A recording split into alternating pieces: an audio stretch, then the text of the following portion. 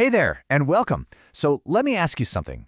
Do you ever feel like profound, deep spiritual change is something that's, just for other people, like monks or saints or people who have it all figured out?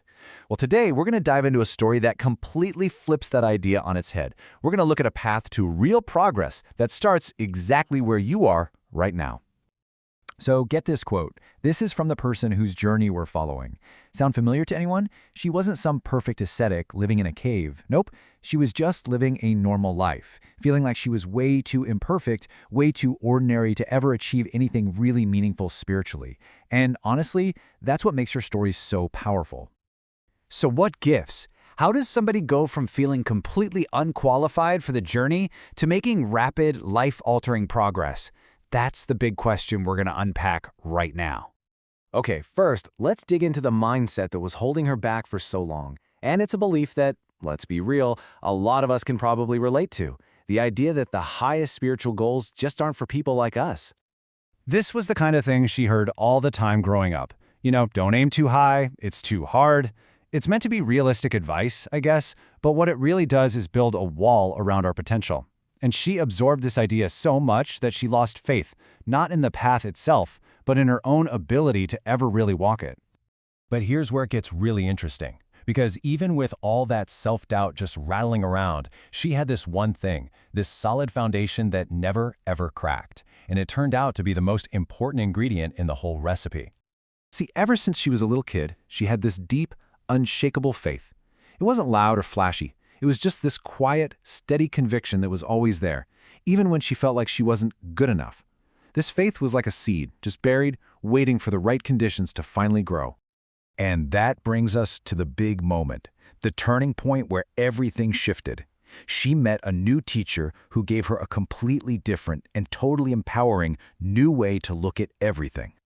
So instead of some impossible list of demands, the teacher laid out this incredibly simple framework. And as she looked at it, something just clicked.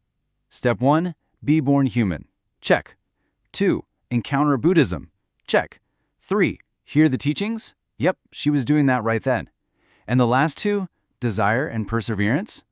Whoa, those were things she could choose to do.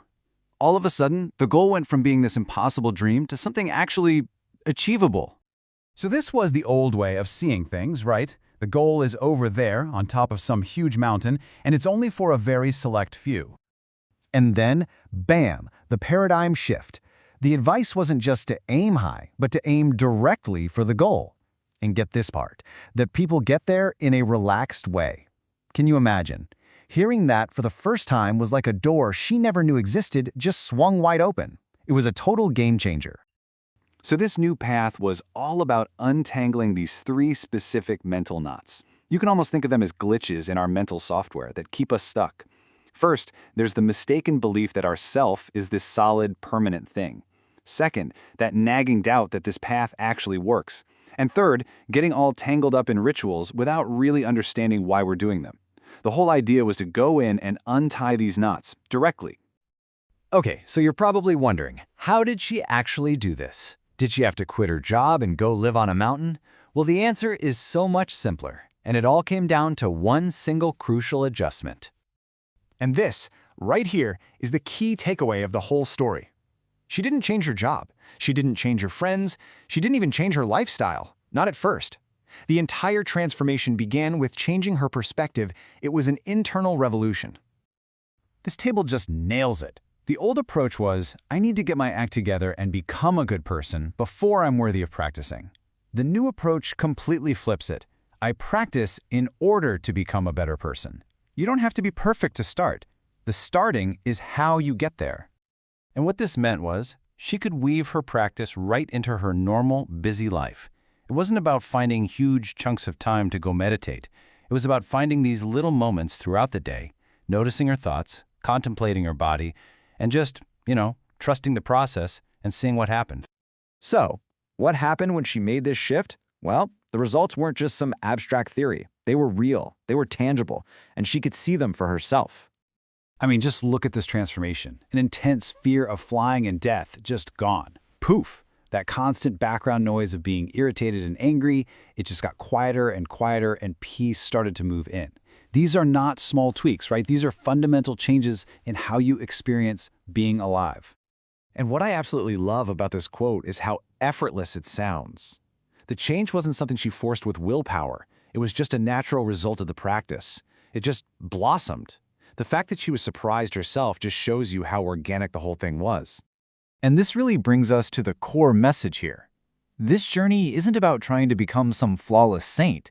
It's about taking the life you already have and just applying a new lens, a new perspective, to see what's actually possible.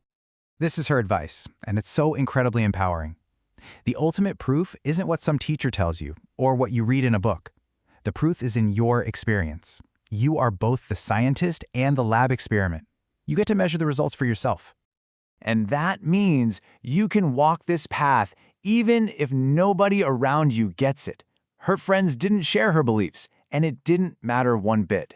This is an inside job. It doesn't require anyone else's permission or approval. It just requires your own commitment and your own curiosity. So that brings us to our final thought. Her entire incredible journey began by changing a single view she had about her own potential. So I want to leave you with this question. What is one belief, one perspective you're holding on to right now that might be the very thing standing between you and the change you want to see?